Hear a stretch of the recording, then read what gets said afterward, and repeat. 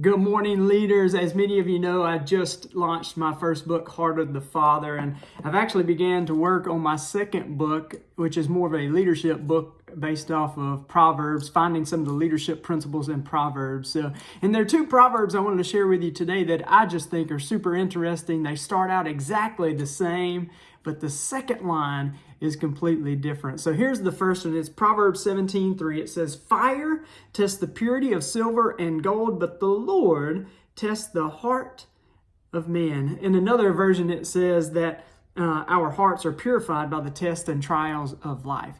You know, it's when we go through those tests and the trials and the difficult opportunity or difficult moments of life that character is revealed.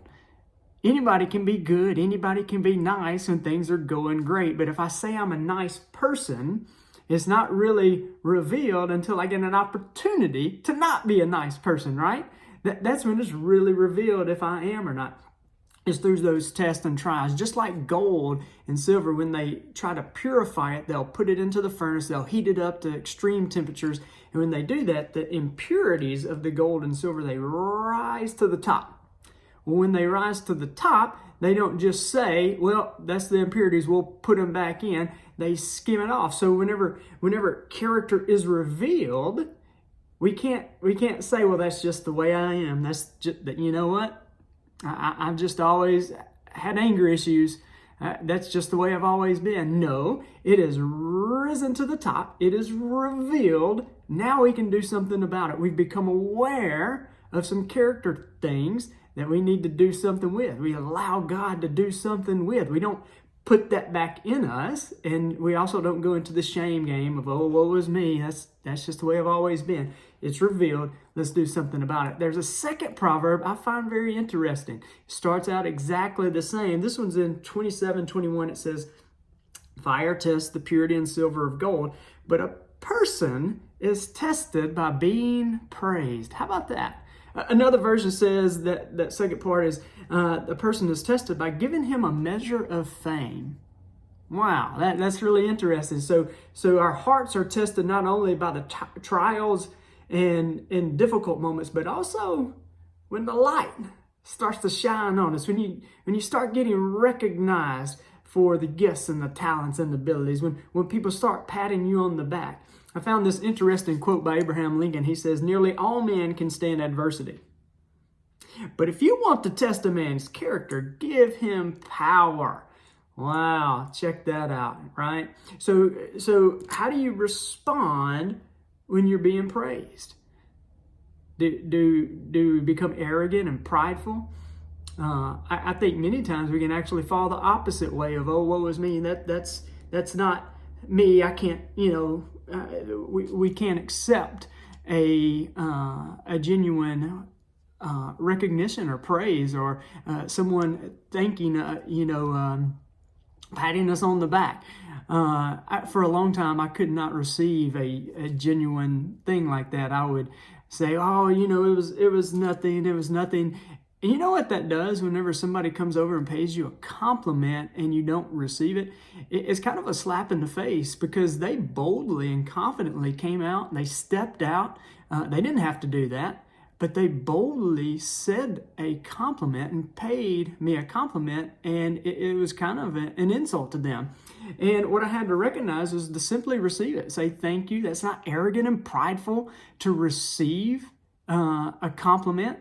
I love what Bill Johnson said. He says that, in public, simply receive it. Say, thank you, I really appreciate that. But in private, in the private moments, whenever you get alone with the Father, say, Father, I receive this and I give it back to you. In all humility, I give it back to you. What I find interesting about this proverb, it says a person is tested by being praised. I think there's a couple ways that this can go right here. I find it interesting as a leader. You're driven, you're motivated, you have a desire. There is something in here that you are made to do something great.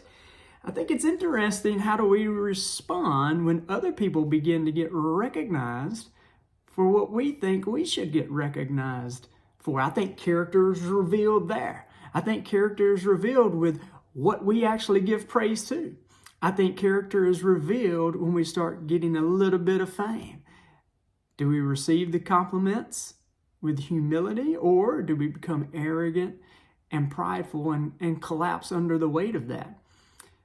What I really wanted to take away, I wanted this to be a short video, but I want you to think about that. Our hearts are revealed. The character in us is revealed not only in the trials and tests, but also when we start to get a little bit of recognition. And it's simply revealed. Once it's revealed, we don't allow it to go back in there, right? Saying that's just the way I've always been. But we allow God to do His work, and we skim that stuff off. Just like the impurities that rise to the top, they skim it off. It is simply revealed. Say, I want you to be great. I want you to be great. I believe greatness is within you.